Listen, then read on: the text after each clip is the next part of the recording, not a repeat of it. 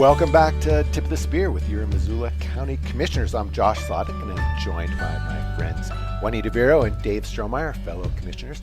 And today we have a special guest, our friend and communications manager, Allison Franz. And Allison, we know that you have a new feature, a new product, a new piece of technology to unveil. But before we get to that, more importantly, how did you find yourself in this role of being a communications manager? For local government. For local government. Everybody's dream job, right? Yeah, absolutely.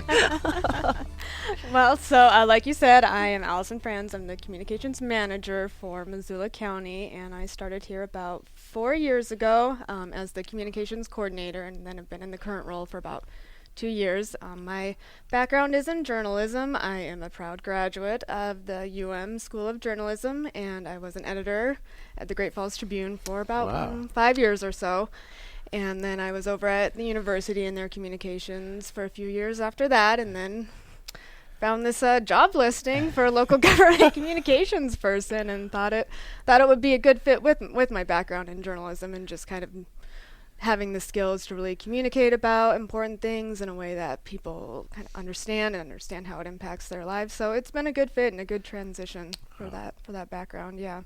I did not know you spent time in Great Falls. Oh, I did. Yes. Did you carry no scars? At the Sip and Dip? I technically did 2 tours of duty in Great Falls. I went there right after graduation, came back when my husband was in law school, and then we went back when he was doing a clerkship over there. So two separate tours of duty in Great Falls. Okay. And yes, did spend some time at the Sip and Dip. Okay. One of the only things to do there, really. So, Allison, communications. Talk to us a little bit about, how does your department communicate with the public here in Missoula County? So our department, we, as you guys know, we're based in the commissioner's office, but we do communications kind of at large for the entire county, really, and especially the public-facing departments. And we have our communications coordinator now is Sarah Bell, and a community engagement coordinator, Emmy Bristow. So we've got the 3 of us in the department with, we have various responsibilities and all of that. So really our main goal is that we're always wanting to communicate clear, accurate, and timely information to the public in a way that is accessible to them, that they understand it. It's not government jargon or acronyms. We're communicating it in a way that they can understand it and understand how it impacts their lives, and that, in turn makes them more engaged in the work that we're doing at Missoula County. What would be an example? We think about local government like Snooze Fest, but this is the stuff that is right, that really touches people in ways that you just don't appreciate. So I'm reminded of, I don't know if it was the last time we were on KGVO or one of those times the 3 of us were on KGVO. One of the callers who was angry with us and mad generally. She opened her comments with, "I have to say, though, the county's so great about getting me information and letting me know when meetings are, and I really appreciate it. You guys do a great job with that, but you're totally wrong." But she appreciated that she had the information. She led with that. That she right. got, not only did she get the information, she got it in a timely way, and she was notified about when meetings were so she could participate. Right. And going back to just an example, I think just something that, I've just been really involved in lately is with elections. There's been a lot of controversy over elections, and people just, not understanding how those processes work. So just really kind of taking like the 30,000-foot view and figuring out, okay, how do we explain this in a way that people understand it, that it's not too in the weeds, but you're still painting a picture for them. So, and sometimes that's with words, sometimes that's with graphics, sometimes it's with video. So, just kind of figuring out the best way to communicate something too. Does that approach differ when you're engaging the media versus members of the public? And you've kind of been on both sides of that coin, having been in the media yourself. Right. And I would say, especially when we're engaging with the media, we try to, follow the inverted pyramid style of writing and all of that. What's that mean? Probably something that we do not follow. All of that, yeah. A pyramid's like a triangle, right? I'm not sure. With a few more sides, okay, more sides. So it's basically you want the most important information, the information that everybody absolutely needs to know about this topic. You want that to be the first paragraph, the first couple of paragraphs, Date, who, time, what, and when, where, place. why, Yeah. exactly, yeah, and then that's broader at the top, and then you kind of narrow it down to information that isn't as necessary. It's nice to have information, but isn't as necessary. So, Right. So, Allison, as I said right at the outset, we do have this new piece of technology around communication that we're about to unveil. Do you want to talk about it for a few minutes? Describe, I folks, would love what it is, to. how Yes. it's going to work. So we are going to be launching later this week. It should be live by the time this podcast is up. But it's a community engagement platform. It's online. It's going to be at MissoulaCountyVoice.com. And it is an engagement platform where we'll be able to feature different projects and initiatives that the county staff are working on, and have different tools we can use to get feedback from the public on those projects. For example, we're going to have a map that shows all the county roads, and then if a road needs maintenance, or if there's a pothole somewhere, somebody can just go drop a pin and say there's a pothole right here, and then our public works staff will see that, and they'll be able to respond more quickly than, say, if they're just getting emails or phone calls or That tool will be on fire, I think. right. Potholefinder.com. Yeah. But then lots of other great county initiatives too will be on there. Let me see. There was one about the property inventory that we're going to be doing here that kind of came up with the Larchmont stuff, that we're going to be inventorying properties. So that'll be another example of where there's going to be a map. People can look at what it is and kind of suggest what sort of use they might want to have. This is the process where Emily Brock and helpers are going to inventory all the property that the county owns, and then run all those properties through some type of evaluative matrix and determining what is and what isn't a good prospect for development. Right, but that's a good example of where we just really want community to be involved in that from the beginning, and that's really one of the hopes with this too, is sometimes folks, they don't hear about a project until, maybe it's in front of you guys at a public hearing, and then at that point it's maybe too late to put a lot of meaningful feedback in. So the goal with this is to really get those projects up there, out to the public, get people engaging, and then they can sign up for updates about projects they're interested in, and it'll just be a really good way for people to be involved. So what if somebody wants to comment on something that isn't described on the Missoula County Voice website? Is there a way for them to do that, or can they only respond to the projects that are described there? So I think right now the way it is set up mainly is it's just project-based and initiative-based. I think we have just a general email that would go to the communications department. So if there's something like that, we do have, this is an exciting feature, it's called Mythbusters. So if there's some rumors Nice. Great. out there, people are hearing, they could submit a question, and then we'll work to provide the accurate information on that. So. Wait, so, okay, in addition to MissoulaCountyVoice.com, what are some of the other ways residents can engage or should engage? We try to use as many channels as is possible and realistic. We're on social media, most of the social media platforms. We have good relationships with local media, and, depending on if there's a certain project, you might get a mailer if it's something that's affecting your neighborhood, things like that. One thing that we are trying to be really conscious of, especially as a lot of our channels are digital based, is how can we make sure we're not leaving behind the people who are, maybe in more rural communities, they don't have great internet, or they're older and they're just not going to be able to get news through those technological ways. So we've been working really hard to, connect with some local organizations that reach those audiences to make sure that we're getting information out to them too. This tool, I mean, I'm kind of a Luddite, and it's super easy to navigate, and it's beautiful. And so I'm personally really excited about this. But how does this differ from the city's engagement platform? It's through the same company that they use, and so it should be, if people are already familiar with that, then this should be a pretty easy transition. But it does, there's a lot of confusion sometimes between the city and the county, so we try to really differentiate it from, these are county projects, this is what the county is working on. We do, as you guys know, we work a lot with the city on different projects, so there might be some overlap sometimes, and so it kind of depends on who's the lead agency. But if the county is the lead agency, we're going to have that on our site and obviously refer to the city, and then vice versa. But it's similar, but I think we're also going to be employing a few different tools and stuff than what the city is doing. So what's like a main message you'd like to share with residents about engaging with Missoula County? Well, really, the main message I would say is, local government works better when we're hearing from the people we serve. So this is great just, message, yeah, yes. this is just one of those tools that you can use. That And it's so hopefully hard is- to believe. Like, you just, as a resident, you just don't.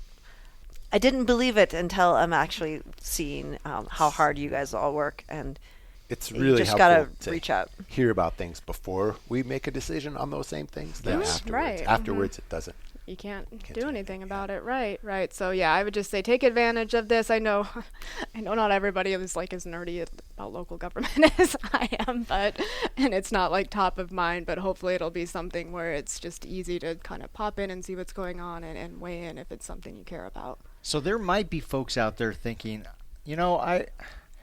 I already have Commissioner Slotnick's email address or his personal phone number. I can call him at 2 a.m. And let him know about this issue that's of concern to me. What's the advantage of using this new Missoula County voice platform over emails, phone messages, snail mail for that matter? Right. Well, don't stop calling Commissioner Slotnick at 2 a.m. Keep that up if you've got that in your routine. So I would say that the advantage of this is it's a little more interactive. You're communicating directly with the staff who are on the project. I mean, obviously you guys are looped in on things, but you might not know all the details of something. So if you have a question, then it's the staff person who's working on the project who's going to answer that directly. And it also has a more interactive component with other people in the community. Depending on what tool is employed on which project, you can bounce ideas off of each other and all of that. And there's surveys, polls, just a lot of different ways to engage other than just emailing and saying I support this or I don't support this. You can kind of give some more structured feedback. Take things in just a slightly different direction, because there's more that you do besides managing this new Missoula County voice platform. And one of the things your communications shop is involved with is responding to public records requests. So by law, folks can access public records here with Missoula County government or local government.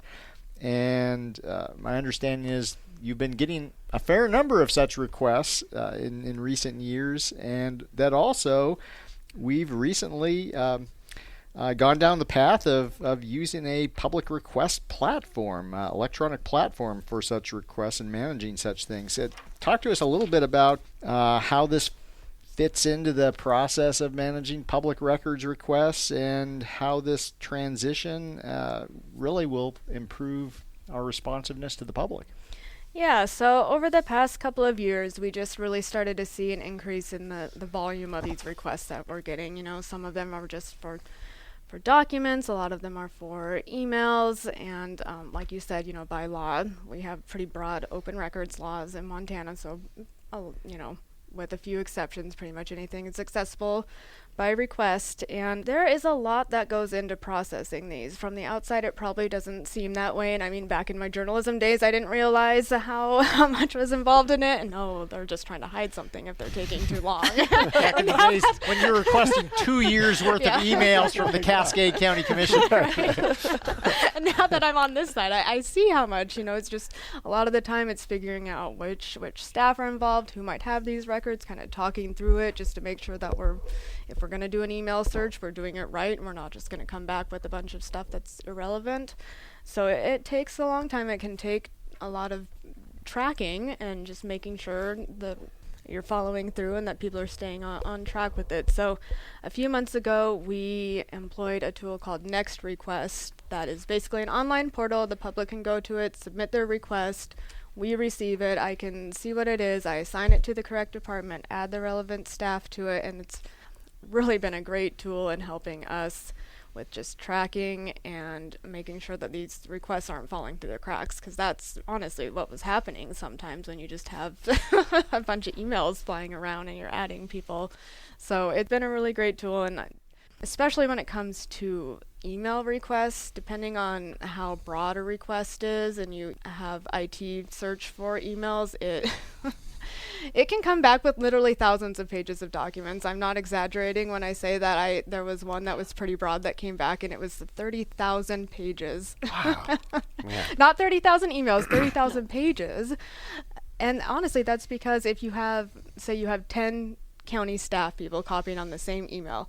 It will come back with that same email each time for each person that's copied. Yeah, so it's not a super efficient way to do it. And what's really great about this software we have now is it has a tool to deduplicate those emails. So when those are coming through, we just can kind of process those, and then I'm not having to just sift through the same emails over and over again, because we do have to review them to make sure we're not releasing protected information. So, I mean, you can see how that gets super cumbersome and inefficient, and it's just not a good use of staff time or taxpayer dollars. So, yeah. It's been a really great addition. Well, thanks for that. So we all live in this highly technological world and see things changing really rapidly. If you're going to be predictive at all, looking out a couple of years from now, how do you think people will want to communicate with local government, with elected officials in a way that they're not doing right now? I don't know if I want to speculate too much on what sort of like social media might be out there. I mean, and just like right now I have young kids and I don't have to worry about what social media they're using, and I don't even want to know what might be out there when they're on it. But one thing I do feel pretty confident in, and that we'll just have to always be mindful of, is that no matter what channels are out there in the future, there's just going to be more room for misinformation out in the world. And so we just have to be really good about making sure that we're being proactive and transparent with the information that we're putting out there, because really, I mean, I think it's human nature for, you know, you want to be able to tell a story in your head, and when you have gaps in that story, you're just going to fill it in with whatever information makes sense. So if we're being proactive about putting out accurate information and making sure it's accessible to people, that will help combat that. Yeah. Wow.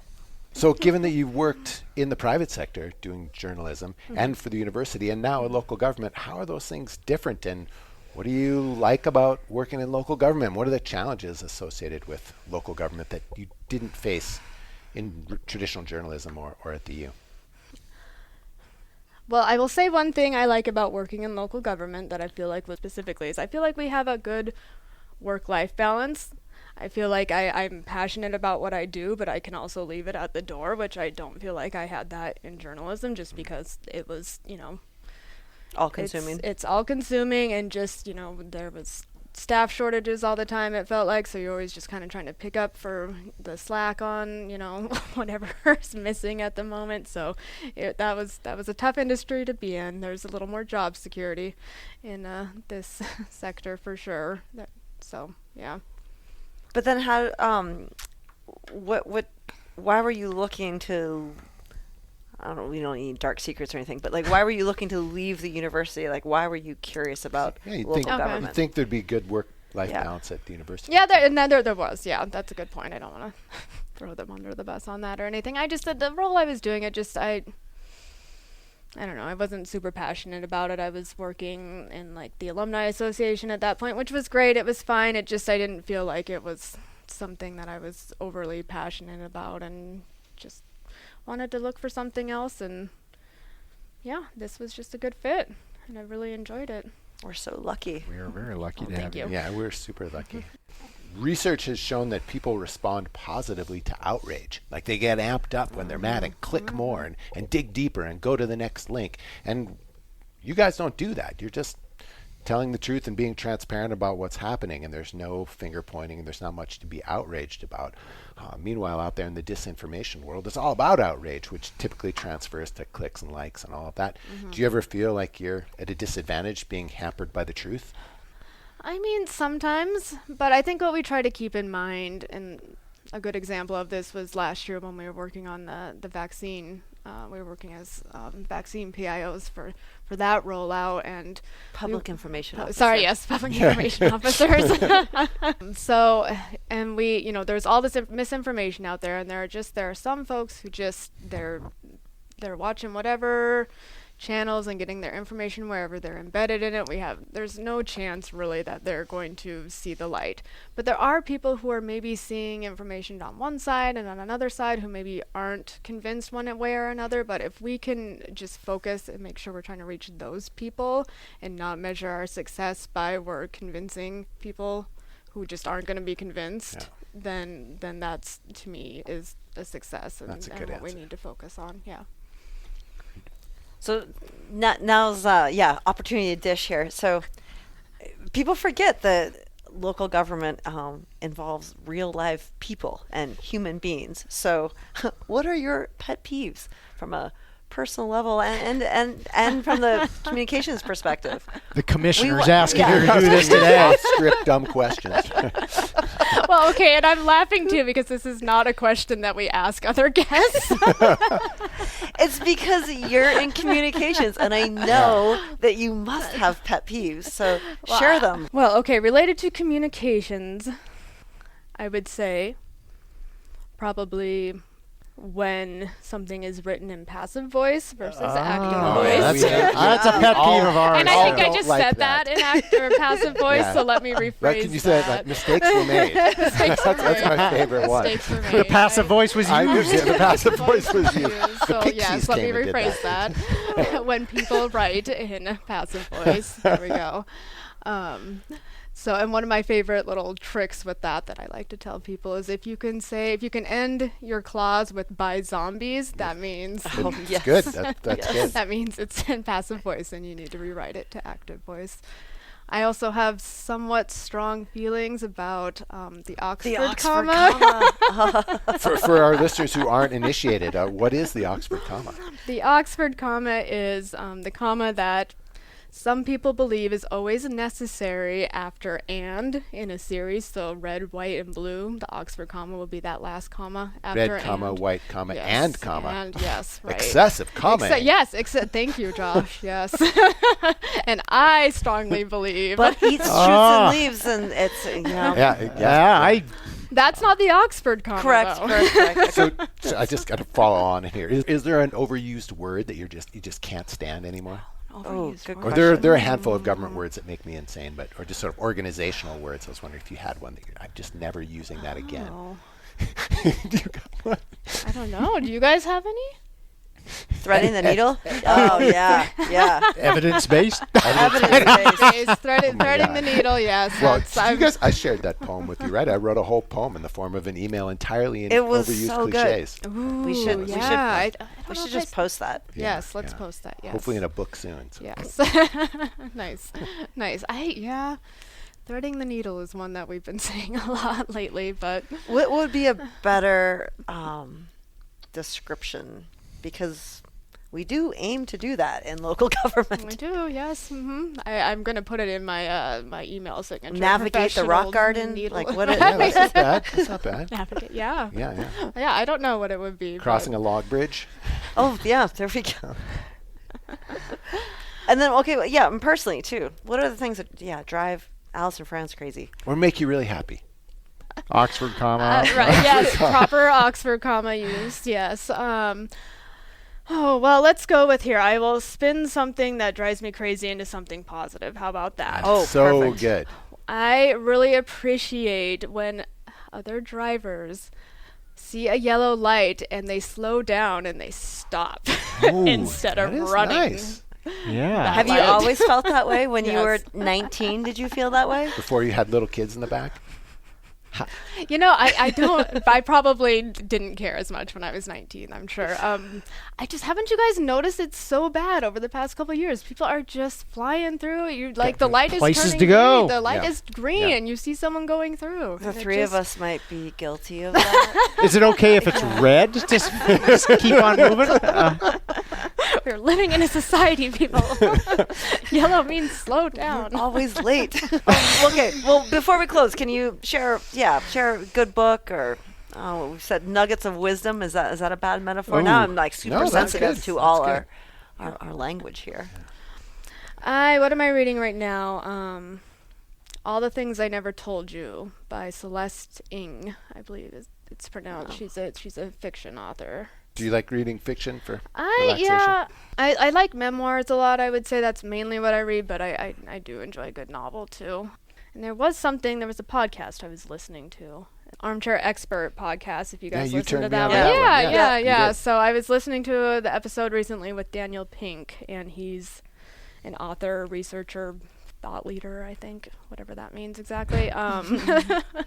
And his new book is on regret. He's been doing research on regret and just how it can be, it's like this negative emotion, but it can be a really powerful emotion too. And one of the things that he was talking about that he found out through his research was that, like, we might think that people regret the things that they did do more, and that's kind of what people are ruminating on, but it's actually people regret the things they didn't do more than the things they did do. The chances they didn't take, essentially. So that was interesting, and just, something to keep in mind as That well. is very interesting. Great. Well, thank you so much for joining us today. Yeah, thanks, thank you for Allison. having me. Yeah, It's thanks, fun. Allison. And thanks for all the work you do.